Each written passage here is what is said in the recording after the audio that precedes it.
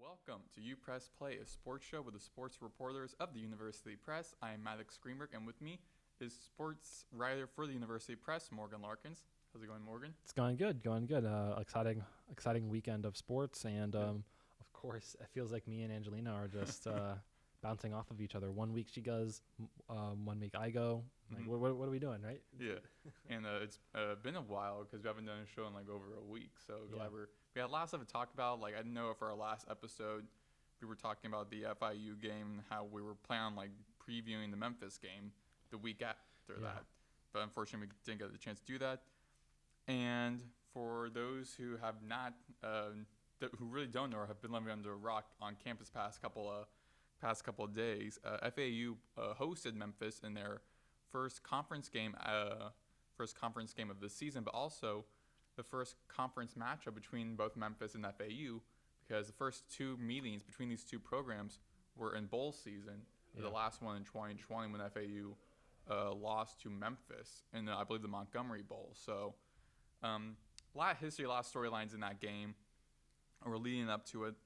And then when you tune in, because I was broadcasting the game, like FAU was kind of surprised me because in the first half they were down by 1. And they had a lead for about 5 or so minutes in that game. Yeah. So they looked really strong.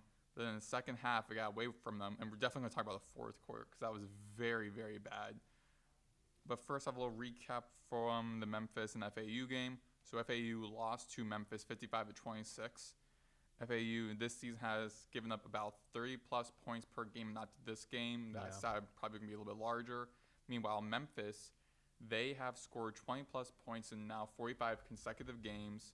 And they're one win away from making it to their, I believe, 11th straight Bowls appearance, which is one of the longest active streaks in college football. And on that list includes big programs like Alabama, Georgia, Clemson, Ohio State. So Memphis is joining really good company there.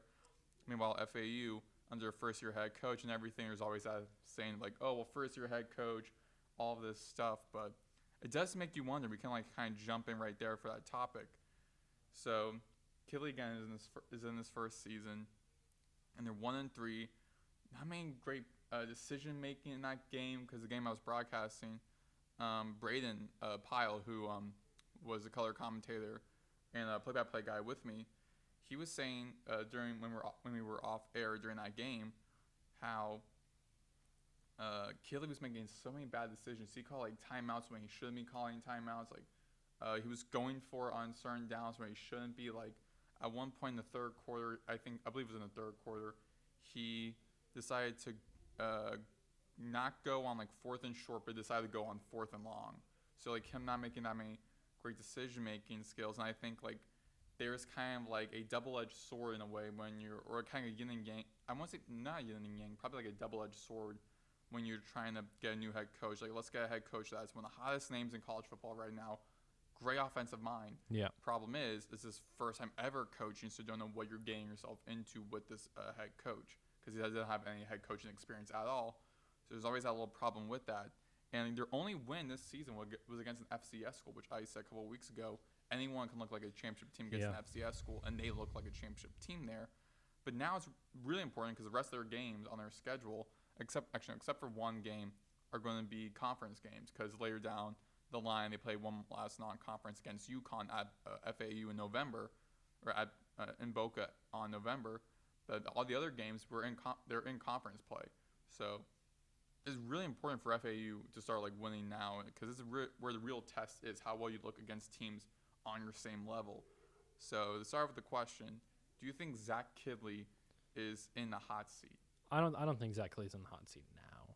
I think it's his first year ever being a head coach. And in all honesty, the Memphis team is really good, and Maryland's a Big Ten opponent. Mm-hmm. So in reality, when you look at it like that, it's like, okay, well, like just on paper, the only team that he should have beaten was FIU. Mm-hmm. And the other two teams are just, I mean, Memphis has been great. Like you said, big bowl game, one of the longest streaks. It's going to happen again this year, mm-hmm. unless they just collapse, which I doubt. They're a really good team this year.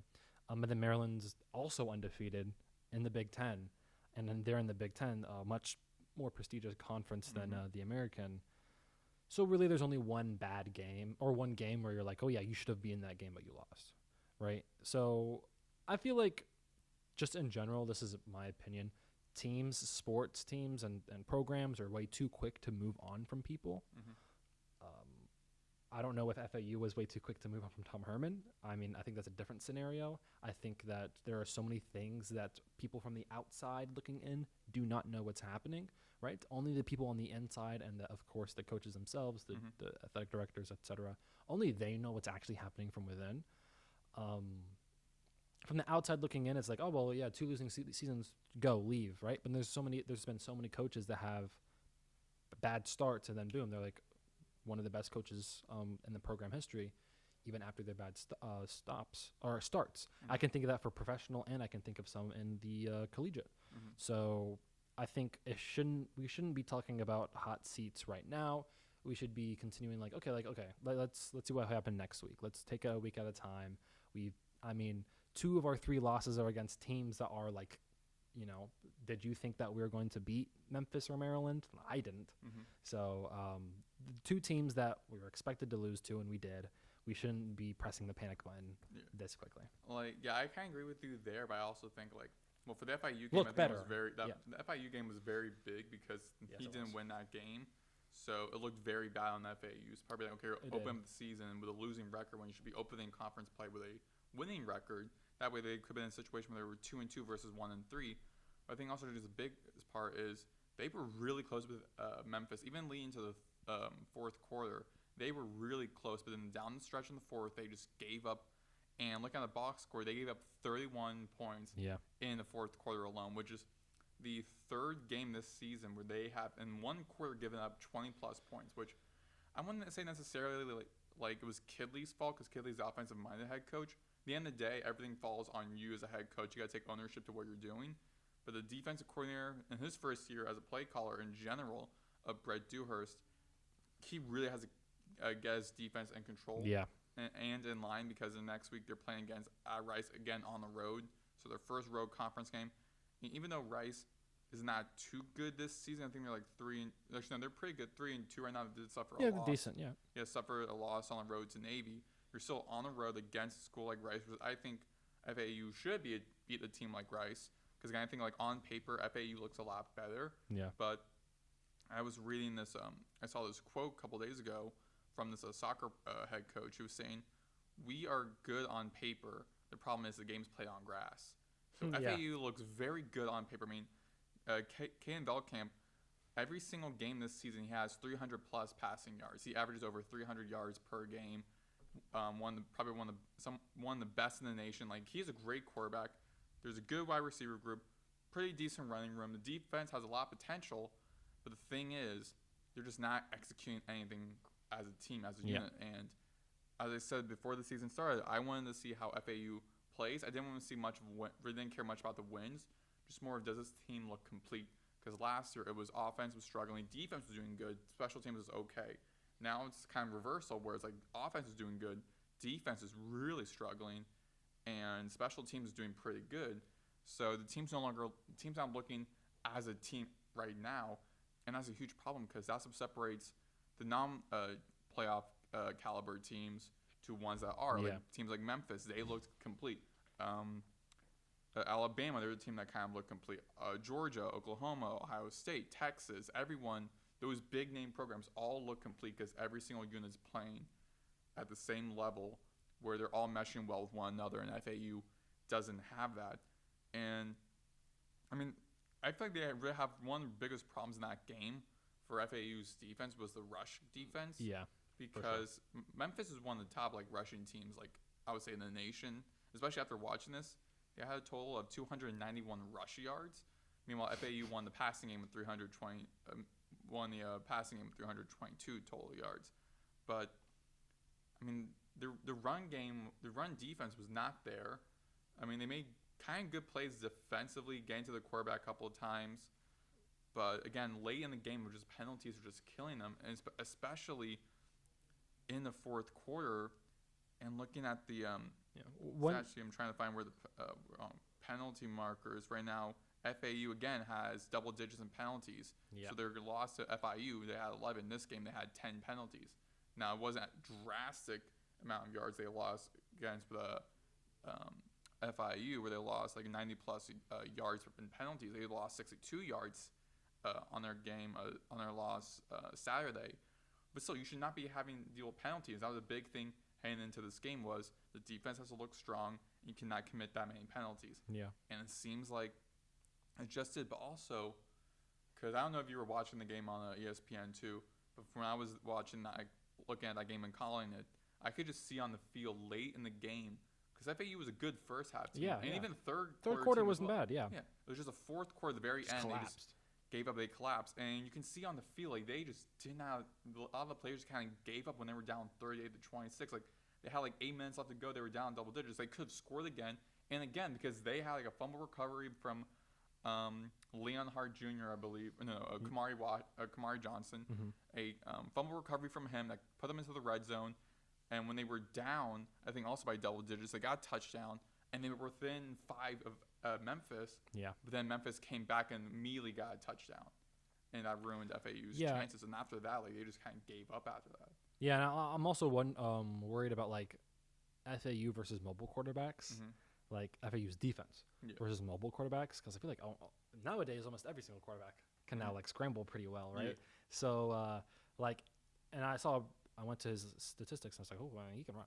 Mm-hmm. Like he 700 yards last year in Nevada. Like Brandon Lewis can run, and I was worried about that. Of course, they're already a great rushing team, and we saw it 2 nights ago.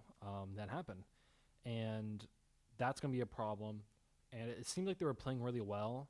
But, you know, a defense can't hold that long and the offense, like, stay stagnant, right? And the offense, towards the end, just couldn't keep up with Memphis.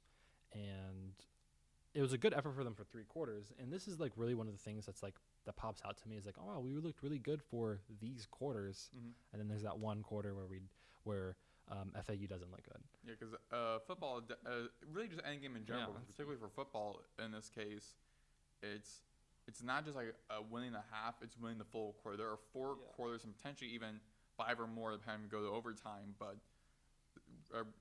in regulation, there are 4 quarters, so you have to win every one of those quarters. Yeah. And FAU, they looked good throughout most of the stretch. I mean, looking at the box score, first quarter 10-7, Memphis led. Then it was 17-16. FAU led 16-10 with like 2 minutes remaining before Memphis scored a touchdown late before heading to the half. Then Memphis scored another touchdown. FAU got a field goal, so 24-19. And so FAU then made a 31-26 deficit for themselves, very close. And then they gave up 31 in the fourth. And I think a lot of that has to fall on the defensive coordinator there because, again, granted, I know people are saying, oh, well, this is first year as play caller, first year head coach, everything like that. But I was saying this for, like, I think last weekend or a couple weeks ago after their loss to FIU. Oh, well, it was the 2-hour-plus rain delay. FIU had a 2-hour-plus rain delay. They practice all the time in the rain. They're prepared for this. FAU wasn't. So you can't just be like, oh, well, there's always a while. I think there's like a limit to saying, oh, first-year head coach, new team, everything like that. Because especially in this day and age of college football, everyone has a new team. Memphis had like 70 new players on the team, 70 new like guys like who are transfers, and like 20 or so who were like recruits. So they also have a whole new team as well, and they were able to play well in that game against FAU.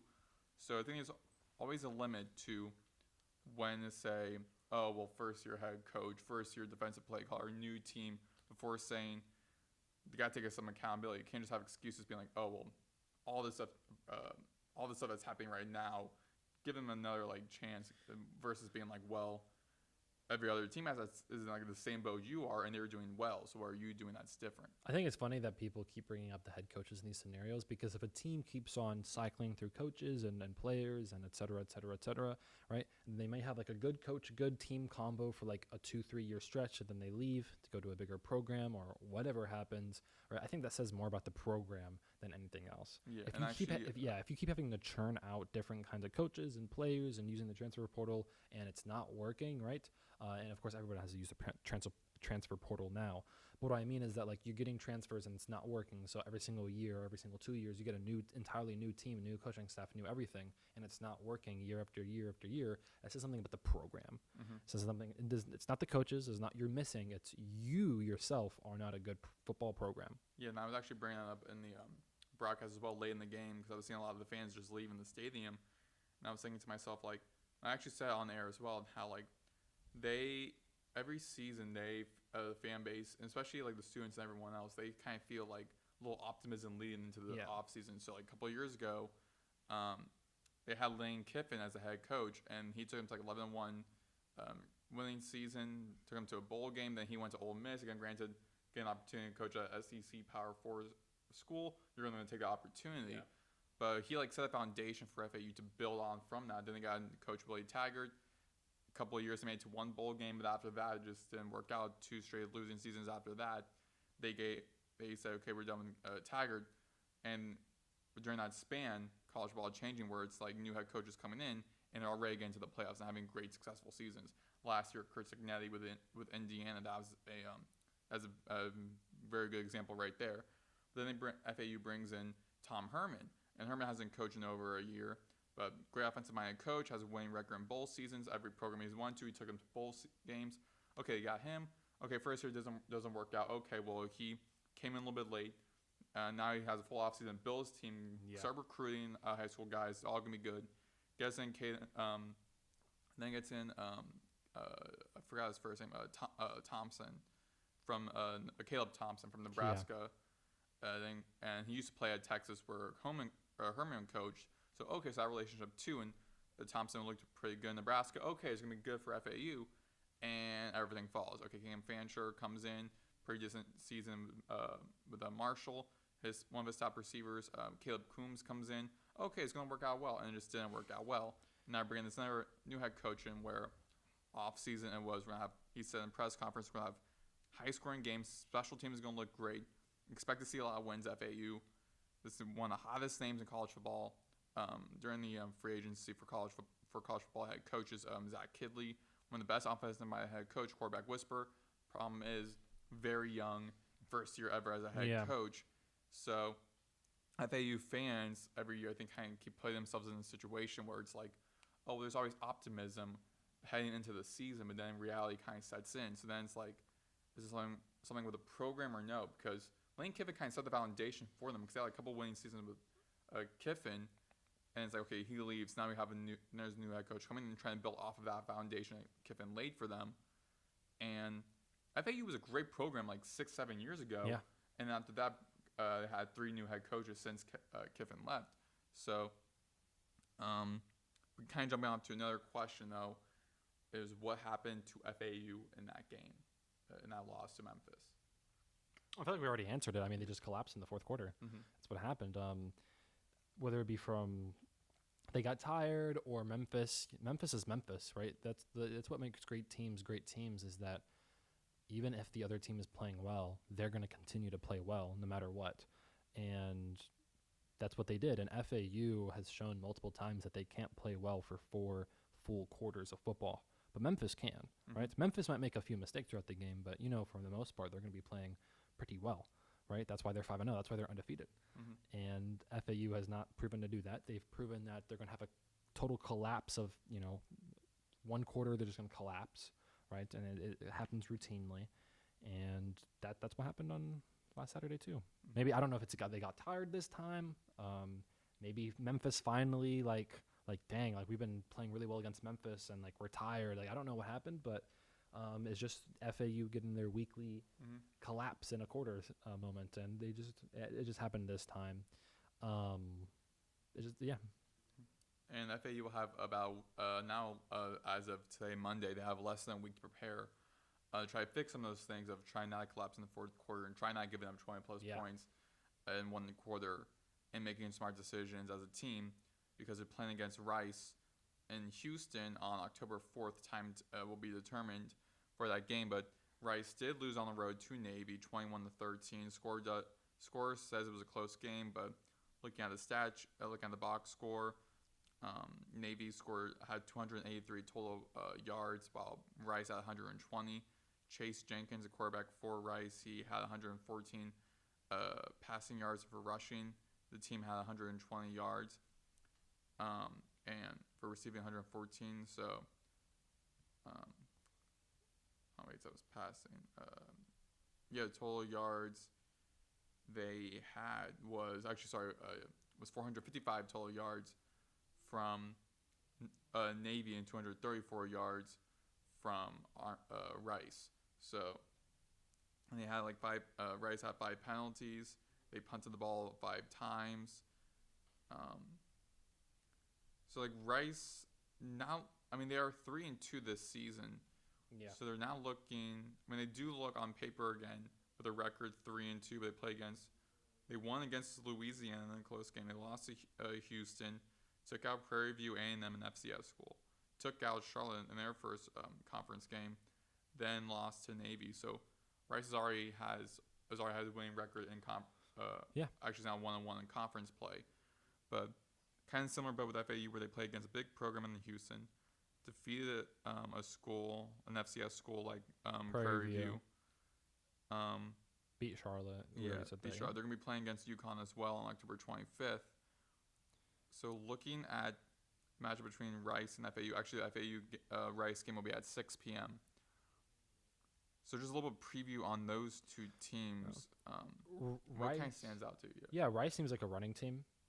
They have 2 running backs who are averaging about 5 yards per carry. One of them has 200 yards on the season. The other one has 300, I think 84 yards in the season. And they're running their quarterback as well. Also scrambles as well also. So this is gonna be another game where FAU's rush defense has to come up because this team runs. You do look at their schedule, and the 3 wins aren't against the most impressive teams. Raton Cajuns don't look really too hot this season. They are in the Sun Belt, so if you think the Americans higher than the Sun Belt, then that's what you think. And they lost to Houston. They lost to Navy. Those are 2 teams that they are expected to lose to. And then Charlotte has been one of the worst programs in the American the last few years. And Prairie View is an FCS team. So this is definitely a winnable game for FAU. In fact, if they're going to turn around the season, this is probably a game they need to win. But they're going to have to, like I said before, Rice is looking like a run-first team, and they also have multiple running backs that will be running. So it's going to be very hard to okay, this running back is now tired. You figured out this running back. Oh, let's go to the next one, right? Oh, okay, let's have Chase Jenkins, who's their quarterback. Let's have Chase just run now with a quarterback draw or something like that.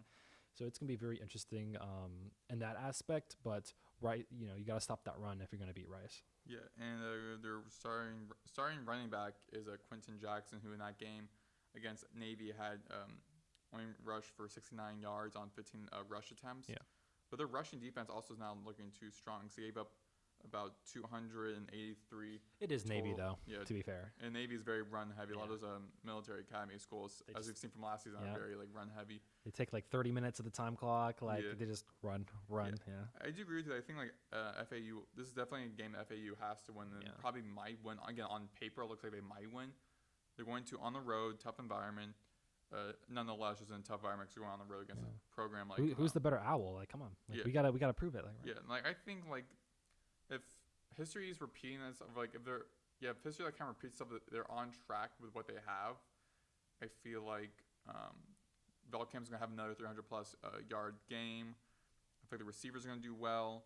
Jamari Sands, we'll see how he is. I think he was shaken up a little bit. I don't know if he has an ankle injury or something from the Memphis game, so he was out for most of the game. He was a star running back for FAU. But they have Xavier Terrell and Caden Schultz-Dutton. Both are solid running backs in that running back room to fill in that hole with Jamari Sands out. Yeah, unfortunately, none of them really got going. Yeah. In the last game, I don't know. Like, I think that needs to be addressed, where you need more of a balance, where you need like your rushers actually getting in a rhythm, getting in a groove. Mm-hmm. I keep saying this. Just because you pass a lot and you get a lot of passing yards doesn't mean that they're quality passing yards. Mm-hmm. Veltkamp played a lot better this game against Memphis, but FAU has to learn that, like, oh yeah, he has 300 passing yards, but that 300 passing yards actually even, like, are they quality, right? Are they getting are they more than 6 yards per catch? Because if you're throwing behind the first down line, you're not getting first downs with your passes. You're just behind the line of scrimmage, little drag routes, little curls that don't get first downs. And they don't matter, and you're throwing all those interceptions that he used to. He didn't throw any today, which was good. That's like something that you need to look at for Veltkamp, because he threw a lot of interceptions the last few games. But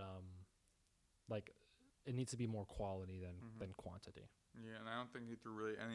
He didn't throw any interceptions. No, he didn't. No. In that game against Memphis, there's some improvement there, but I think also just mainly like defensively, they just have to be better. Yeah. And try not to commit as many penalties against Rice as again, as a recipe for success for them to win. I think just for this entire season, have a winning record, because offensively they're doing good. It's just defensively they have to improve and not give up 20 plus points per game or in a quarter, and just not commit as many penalties. FAU does have a losing record in the series against Rice. They were 2-3. They're 1-2 on the road. The last game was also in Rice 2 years ago, where FAU lost 24-21 on the road on November 25th. So Rice has the advantage there. Again, I think on paper FAU does look a bit better. But again, we'll see how that game goes. Do you think we win? Do you think FAU wins? I think probably I think they might win. I think it might be probably by maybe around 10 points. Just because I don't want to be too optimistic, being like, oh, they're going to slaughter them, because against a conference opponent, Rice is also in the same conference, so Rice is a tough program nonetheless, and they're definitely scouting the FAU, seeing like some of the flaws that they have, and I think Kelly just has to make better decision-making skills, not call timeouts when he shouldn't be, not I like him going very aggressive in that Memphis game in the beginning, going fourth downs. Yeah. I loved him being aggressive with that, not trying to go for the field goal. That was the best part, zone. yeah. I love him being aggressive with that. I do think there's some problems with that, because in the Memphis game, I was telling this to Braden on the call, how it looked like Memphis kind of was struggling in the beginning, trying to counter FAU in the half. But then in the second half, they just answered everything FAU had for them, because FAU was going on the offensive, taking the risks and completing them. And it was the first time they're playing in 5 years, so Memphis didn't know what to expect. So once they saw FAU was doing that and they were succeeding, they're like, okay, let's do that to our advantage. And they were starting to win that battle. And while they were doing that, FAU started losing the faith in the game. Yeah. So I feel like Rice is going to be seeing that and trying to implement what FAU does. I think the biggest thing they have to do is just try and not commit as many penalties, and the defense, and especially the rush defense, because that's going to be the biggest factor in this game, is who has the most rushing yards. I think the rush defense has to contain Quentin Jackson, stop Chase Jenkins, and Veltkamp just has to continue with the air raid offense and throw to Jay-Sean Platt and Easton Messer's two favorite receivers. Yeah. Just throw to them more and just confuse Rice's defense. I think FAU has to start winning at some point. Mm-hmm. I mean, it's just football every single season. Like you're gonna win some games and you're gonna lose some, right? Mm-hmm. So we can do this analysis all the time. That's why FIU eventually beat FAU and we lost the streak, because you can't win every single game. But for this game, I think we're gonna start turning things around. Not saying that we're gonna go to bowling or anything like that, or we're gonna turn around the season and go far. But FAU is going to. I think FAU is going to beat Rice, and it's going to look really good. Mm-hmm. And it's going to, Rice is an opponent that doesn't look too great schedule-wise, right? The teams that they've beaten, you have to win your games. You have to play the opponents in front of you, right? It's not like, we expected you to win and you won. I'm mad at you. That doesn't make any sense. Rice is beating the teams that they should beat. Yeah. But those teams that they did beat aren't as impressive as most other teams in the American, and I think that FAU is going to turn things around at least a little bit and beat Rice. Yeah. Plus, I thought it would be good to get a conference win under your belt because last season under Herman, the only win they had was against Tulsa, which FAU is also going to be playing against Tulsa. So and that was like late in the season as well. So having a conference win early in your conference play is going to be vital. Particularly again, road game is always great to have because you're playing enemy territory. So getting a win on the road, regardless of who your opponent is always a great feeling. But jumping to our next sport, volleyball. They just opened conference play. They played against USF on the road. They lost to the Bulls in 4 sets, 3-1. And then they played then they hosted their first conference game against East Carolina, and they won in a sweep in 3 sets. The Owls are now 10-5 overall and 1-1 in the American. And they are set to host North Texas on October 3rd, this Friday at 6 p.m. at the Ellie. Looking at the history, North Texas leads the series 13-6 over the Owls. In the last game, FAU won in 4 sets last November on the 8th, 3-1. And then over in the game against East Carolina, Coach Nelson had her 200th career win as a head coach. Congratulations to Coach Nelson. Owls looking good this season for volleyball. I think maybe FAU might potentially be a volleyball type school because calling their games, seeing how they play, I always shout out the top players like Anna Harmon, Madison Dyer, Olivia Hart, the top players for the Owls. They are looking great. Isabel Northam, who is the starting libero for the team, she had I believe now 1,000 career digs. So also props to the libero as well. So the Owls are looking really solid. They're hosting again another conference opponent, North Texas, who last season for this season they're 11-3, so really going to be a tough opponent to play against at home. Last season they were 10-18, so already looking better than they were last season. They're on a 1-game win streak. They're also 1-1 in the conference. So I guess a show up and show out is part of the Owls, but again, just props to the volleyball team for how well they've been playing this season. Yeah, I need to watch more volleyball games. I don't know. Yeah. I just keep it's very fun and entertaining to see because I used to watch volleyball in high school. I used to watch my volleyball high school team, and I was like, why am I not doing it for FAU? I got into volleyball because after watching the Olympics, I'm not going to wait 4 years to just watch the sport again. Let me see if there's any. Volleyball in the Olympics is so fun to watch. I love watching I like watching the beach volleyball the best. Yeah. I don't know. There's something about 2 versus 2 people that excites me because it's one person covers this half. Plus, it's all sandwiches. Really difficult exactly. Right. I don't know. Is it because of Florida thing? Because we're from Florida? I think maybe because there's also a beach volleyball team on it. I just feel like there's a lot of people in the regular the indoor volleyball. There's a lot of people on each team. I was like, dang, that's a lot of people for that court. Yeah. In my opinion, and it's really fun because for the rules, one of the big things for volleyball is you gotta touch the ball at least 3 times before it goes over the net.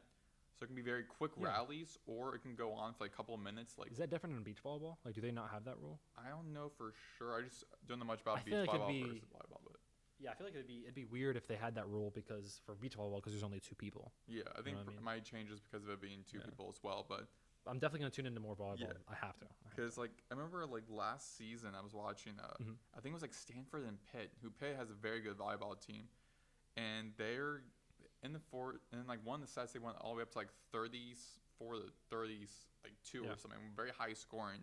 Because each set you're supposed to have 20. Whoever scores 25 first wins. But if it's less than 2-point deficit, 2-point differential, then they have to go on until someone scores 2 points over the other. Yeah. And then the fifth and final set, I guess whoever scores 15. But they have a lot of long rallies I have seen. It's really fun to watch, especially in the environment as well, because they're an indoor arena. So the stadium, particularly for FAU, is pretty small. So it gets this was louder than typically would be for any other arena. Yeah. And it's listening to the crowd's energy, seeing the players getting hyped up. It's such a fun environment to be around. And so women's basketball, they also just have their official schedule out. So did the men's basketball team.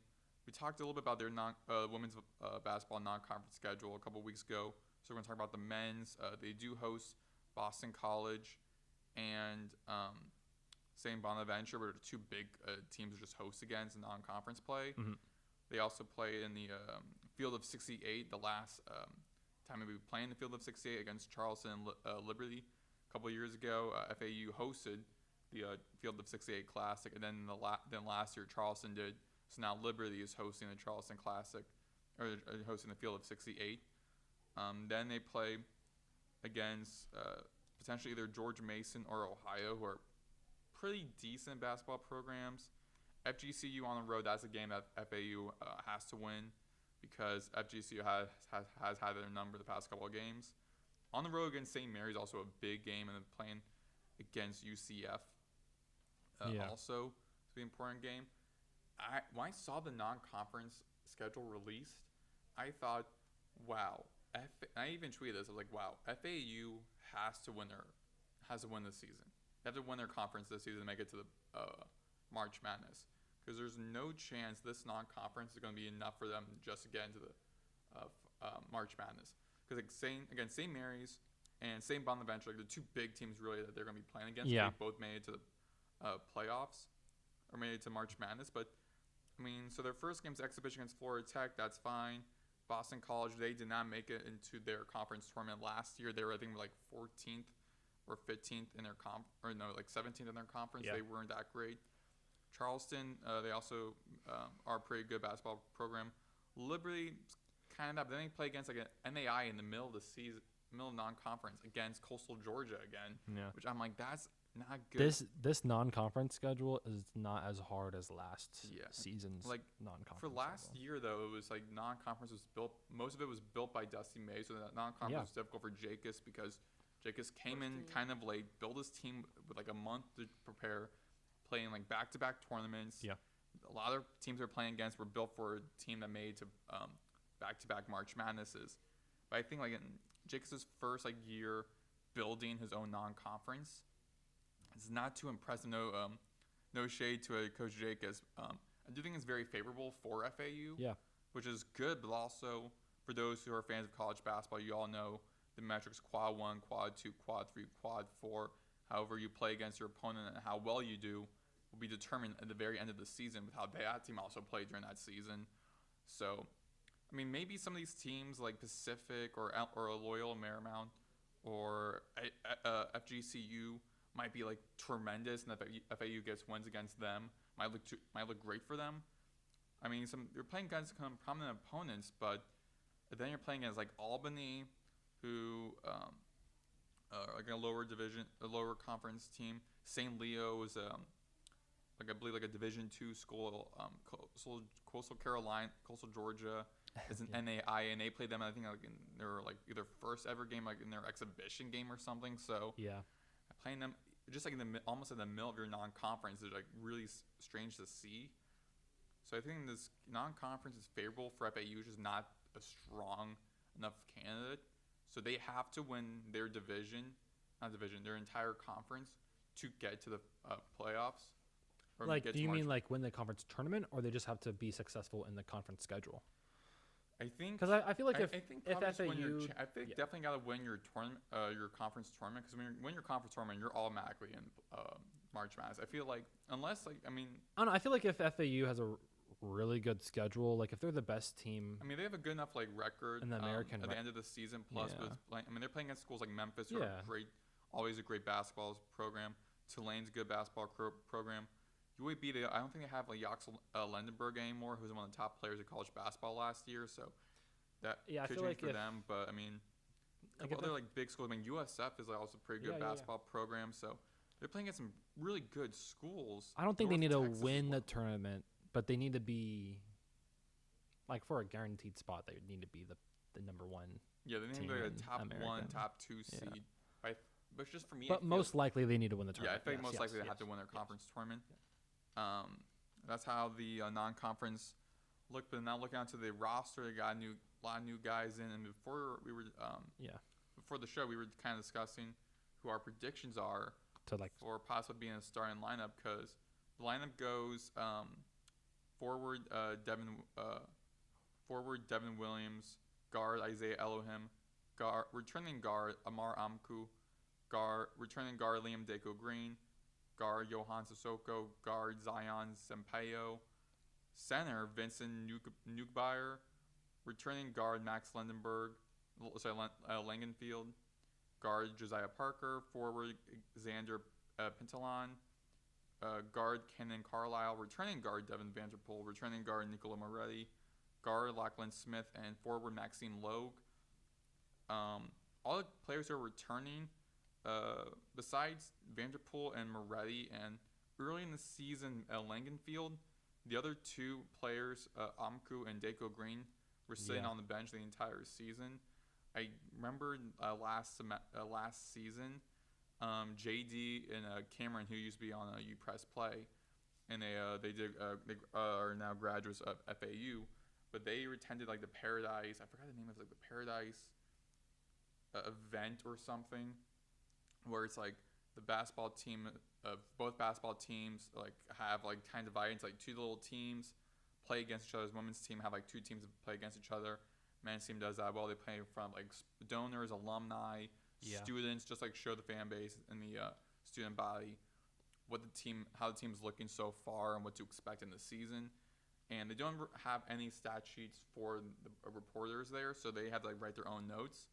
And JD, I remember he was saying Liam Deco Green reminds him a lot of Steph Curry. And even Cameron, who was also covering that event as well, he like wrote in his recap how like Deco Green looked so good in that game. Great ball handling skills, everything. He was really good in that game. Great three-point shooter. So I'm kind of expecting Deco Green to start playing more off the bench. Okay. I do know we already saw how like Vanderpool and Ray, how they both have played, so I know they're going to maybe not get starting lineup, but they're definitely going to get. I'd be surprised if they're not getting significant minutes. They're definitely going to get a lot of minutes each game, and for the second straight year, Jake has to make a whole new starting lineup. From scratch. The difference is now he made his own non-conference. He had full off season to work with recruiting wise, and just getting his players, and now to build with, because last season he had to work with about like a month to build.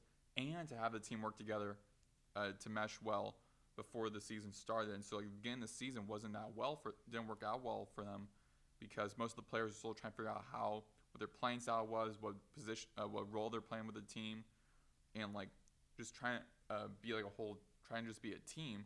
So bringing in a lot of these new guys, Jacobs now has an opportunity. Jacobs now has that time to build a roster that he wants, and has enough time to do that, where now the players got to hang out with each other, because this roster was like officially built, I think like 2 or 3 months ago, so they have a lot of time to build with each other.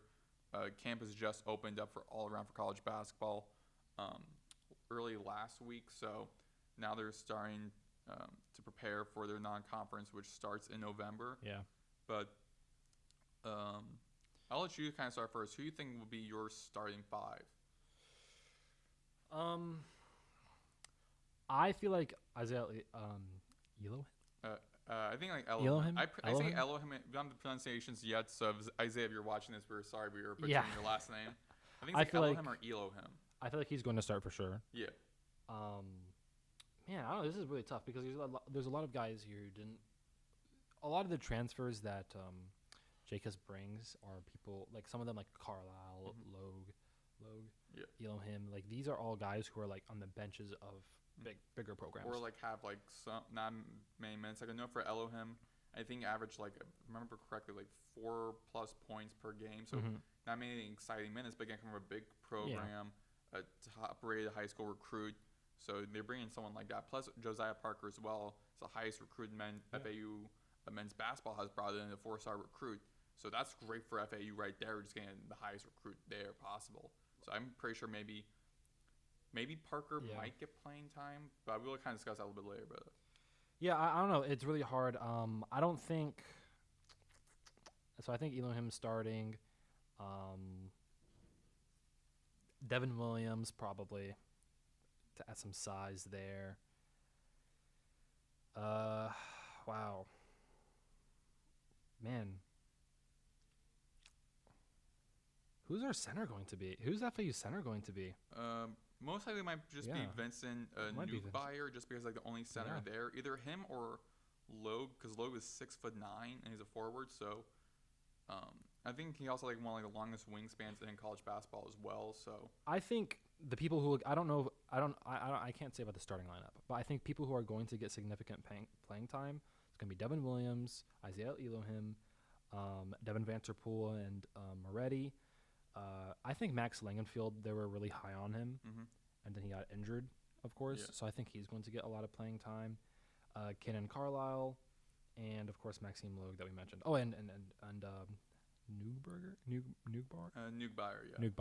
I think he's going to get a lot of playing time too. Yeah, we haven't had the men's and women's media days started yet for FAU basketball, which will be, I think, later in this month. I have to figure out because I really want to attend that. Maybe Xander Pentelin too, because it seems like there's not a lot of big men in this lineup. So I think that every one of them is going to actually get a lot of playing time.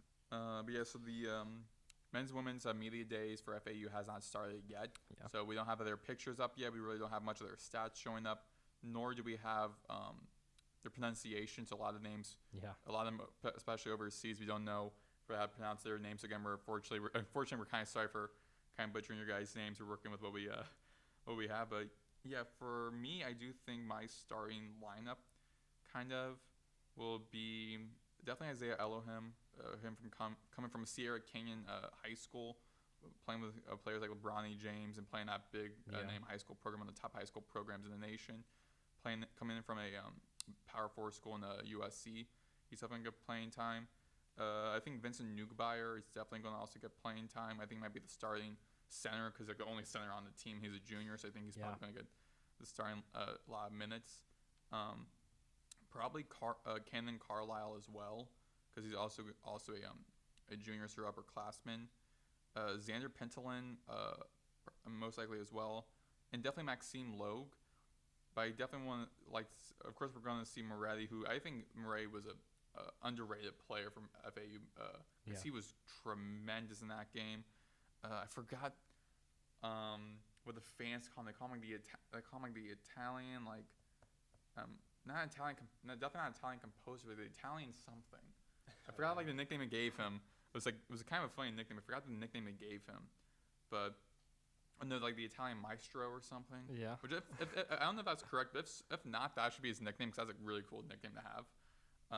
Vanterpool, he also looked great, and he's a redshirt sophomore. He played in his redshirt freshman year last year because he redshirted in his freshman year, just playing on the bench. Last year, he came off the bench. He looked really good, so he's gonna get some more playing time. Langenfield, I think probably see a little bit more, and I really want to see Daco Green. Yeah. Just because I heard a lot of praise from JD and Cameron about how he plays, and he also would just stay on the bench last season. So I want to see. Hopefully he'll get some more playing opportunity as well, because that'll be really fun to see. Devin Williams, I think, also probably get playing time. I do know that because Angelina, the sports editor, she used to work with the men's basketball team as a student manager, and so she said that she heard, not confirmed, but from what rumors she heard, was that Josiah Parker is going to be redshirting, so he probably might not be playing. Because I was thinking, Josiah's starting. Again, highest recruit for FAU, coming as a true freshman.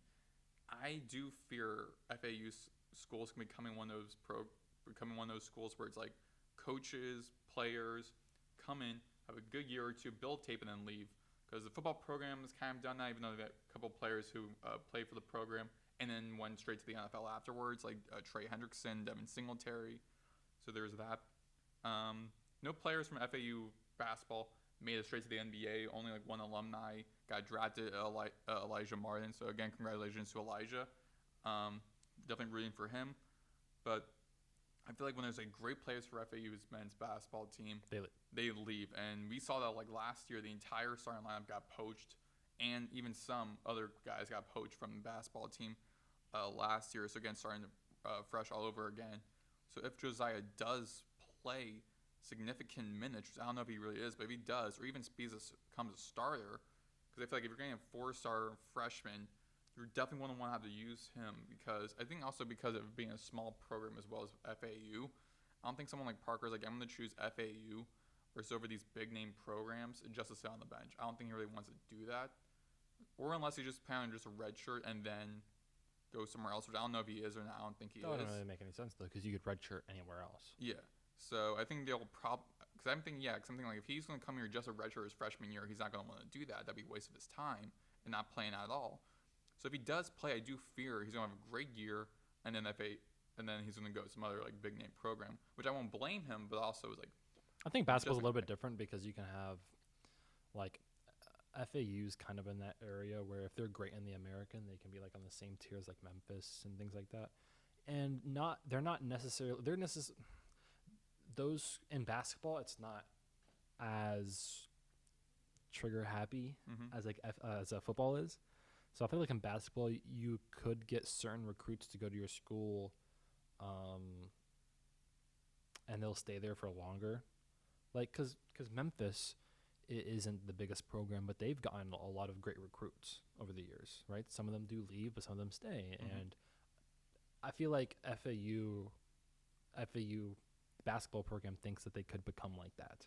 So maybe Josiah Parker is the start of that, and of that vision for the program, and maybe Josiah Parker, maybe he does stay, even if he does redshirt. Like I do think FAU definitely has the talent, but also like the coaching staff to help develop that talent. Because we saw for Montez Boca, he came in true freshman, one of the best centers, one of the best players of college basketball. One of the toughest. And then went to the Longhorns. Yeah, that was one of the tougher transfers. Yeah, but one of the reasons why schools like Texas and others wanted to get Boca was because they're like they praise like Jacobs, being like, you developed this guy very well. So a lot more European guys, overseas players coming in for FAU, which is good because Jacobs knows how to develop them because he coached overseas. So he's a great developer for that. So it'll be fun and interesting to see how this team looks once the schedule starts again. I think we both agree non-conference, not strong, easy for them. So I think it would be a lot of highlights we're going to see in non-conference.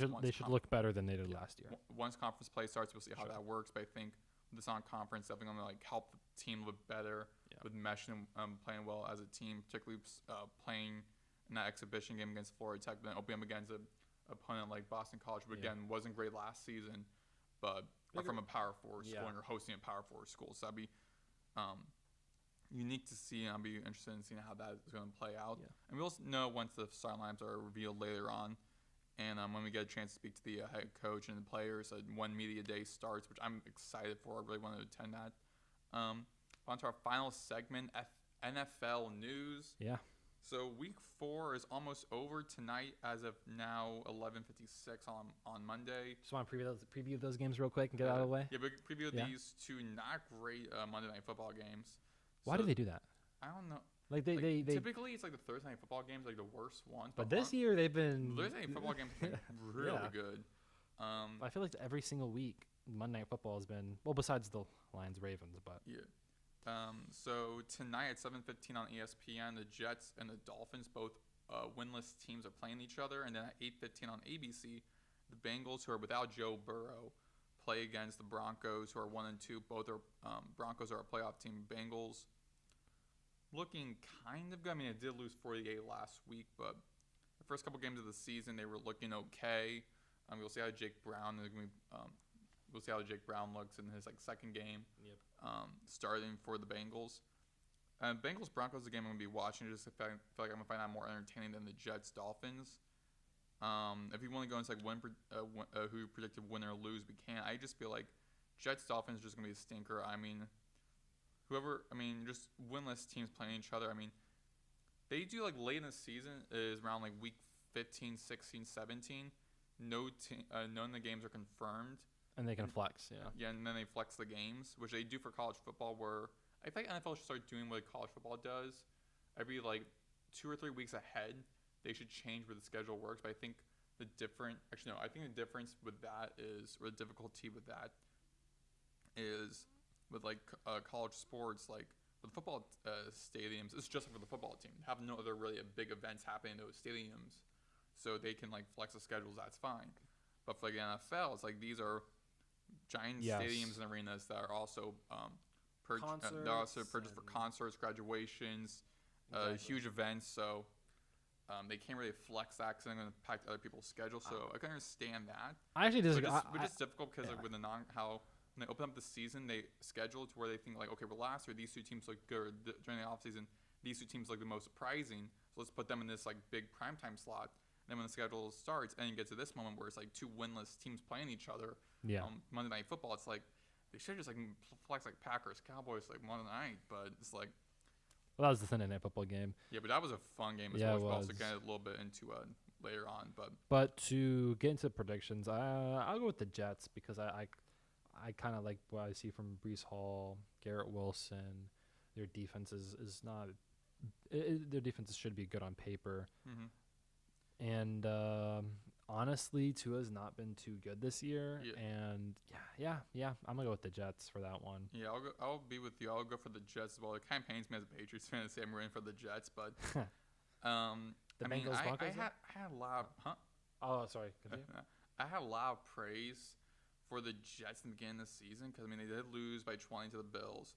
They looked good in that game. They looked really good in that Week 1 matchup against the Steelers. I think Aaron Glenn, how well the Lions defense looked under him last year, with him as defensive-minded head coach coming in. Justin Fields has been looking great this season. Garrett Wilson's a rising young star. Breece Hall's a good running back. They have a lot of good weapons for Justin Fields to work with. Plus, the Dolphins' defense is not that strong this season. And honestly, the Jets started off with 3 really tough opponents. Steelers, who we know now is a pretty decent team. Mm-hmm. Bills, a Super Bowl contender, and then the Buccaneers, also a playoff team. That's 3 playoff teams. Yeah, you just opened up with 3 playoff teams, which I think we said for who was it, last week or something. We said it was not the Colts. It was like another team. Oh, the Chiefs. Like last week or a couple weeks ago, we're saying the Chiefs. They opened up their season against 2 playoff teams just to begin the season. And now they are 2-2 and won their last 2 games. Bengals, Broncos. I'll probably say Broncos just because I think the defense is strong. Bo Nix is great. Has a great wide receiver group for him to work with. Running backs, J.K. Dobbins, and I'm so glad to see J.K. Dobbins do well after the injuries he's had in Baltimore. Yeah, I'm going with the Broncos as well. Mm-hmm. The Joe Burrow injury is gonna ruin the Bengals season. Yeah. And also, Nick Bonito, he's great defensively. Yeah. And there's the reigning defensive player of the year, Pat Surtain, in the secondary for the Broncos. He's one of the top cornerbacks in the league. So that's going to be an easy win for the Broncos. But now going on to the main topic, which I think I'll probably just have as for the main discussion every week, which is what game surprised you in the NFL the past week. The Jaguars are looking pretty good. Yeah. 3-1. Travis Etienne having a resurgence. I think people, if it's not a star name like Malik Neighbors, DeAndre Hopkins in the past, et cetera, if it's not like a star name, if a player has a down season, they're automatically like, oh, he's not that good. Yeah. Right. I feel like a lot of fans do that, and Travis Etienne is the epitome of that. Running backs in general are the epitome of that. If you're not Jonathan Taylor, Travis Hunter, Derrick Henry, or Saquon. Thank you, Saquon Barkley. If you have a bad season, they're already like, oh, is he regressing? Is he bad now? Don't draft him in fantasy. Saquon, how he started the season last year and how he's starting the season this year, not too good though. But he's still a top running back in the NFL. But him and Derrick Henry both having their slow starts this season, particularly because they had resurgence last year. Yeah, because we're talking about the renaissance of the running backs last year. It's now again everyone saw how they looked last year. Be like, okay, now we know what to expect this year, and it's now players and defenses are on to them already. Yeah, but now Travis Etienne's looking like how he did in 2022 and 2023. He's already 150 or so yards away from what he had in 2024, right? So he has almost 400 yards, and in 2024 he had 550 yards. So he's already 2 games away from passing it, and 6.1 yards per carry. He's having a really good season, and the Jaguars beating the 49ers. I know the 49ers have a lot of injuries. But just in general, I didn't think the Jaguars. Oh, to be fair, I didn't think the Jaguars would be in this position. I thought they were going to lose to the Texans last week, but the Texans have not looked as good as they should have been. They just beat the 49ers, who is also 3-1. They're a good team.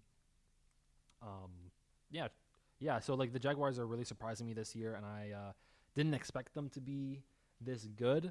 maybe that's my fault because they were a playoff team 2 years ago, like before 2024. So maybe we all like brushed them off too early. Yeah, for me, the game that surprised me the most, which will also kind of segue into another topic we were just going to discuss. For me, the Giants defeating the Chargers. Chargers, all 3 of their wins to start the season were against conference opponents. Their first non-conference NFC matchup against the Giants in MetLife, and the Giants win that game 21-18. Ended up being very close to the very end because they were up like 21-10 in the fourth. Jackson Dart, his NFL debut, stat-wise, not as great as like Justin Herbert has, even though Justin Herbert is a great quarterback. But Dart's began the season 13 for 20, 111 yards, 1 touchdown, 1 rushing touchdown. He did get sacked 5 times, unfortunately, but the Giants' defense also kind of really surprised me because they had a total of 52 tackles, 2 sacks, 4 tackles for a loss, 12 QB hurries, and 2 interceptions, one from the defensive lineman and the other one from the cornerback, Drew Phillips. So the defense looked really good stopping Justin Herbert, stopping the receiving game, and mainly the rushing game too. Because even though Amari Hampton had a great game, 128 rush yards, they still were able to stop, or at least they were able to put a big of enough fight defensively to stop the Chargers. So that game really did surprise me. And that does segue into our next topic is, Dart played well, or really good for his NFL debut. Does starting Jackson Dart, does starting Dart make Giants a playoff team? No, they're not going to be a playoff team. I think that I think that he had a really good game. He looks a lot promising. He's going to develop nicely. I like Jackson Dart. However, this is the Giants. I feel like, again, like I mentioned this with a couple of segments ago, you're going to lose to teams that you shouldn't lose to, and you're going to beat teams that you shouldn't beat throughout a football season, just because that's how football works. And I think this is one of those moments where the Chargers were 3-0, undefeated. The Giants were 0-3, only defeated. So, it's just one of those games where you lose because you have to lose, right? You're not going to win every single game. Yeah, but looking at their schedule, so they already defeated the Chargers, but they're playing on the road against the Saints. Then they're playing against the Eagles, at Denver, at Philly, and then against the 49ers at home. Those next 5 games, Saints are not looking too well, so they'll probably get a victory for the Giants. But then maybe Eagles, then the Broncos, and the Niners, who are also Niners by that time, will probably look like a playoff. Maybe looking more like a playoff team. They're looking good this season, 3-1. So that's a tough schedule for the Giants to work with. I do think, again, with the Saints, they probably should win that game. The Saints have not been looking great at all this season. Yeah. But one problem, though, is the Giants are now out with their top wide receiver, Malik Neighbors. Yeah, that's the main problem. Out.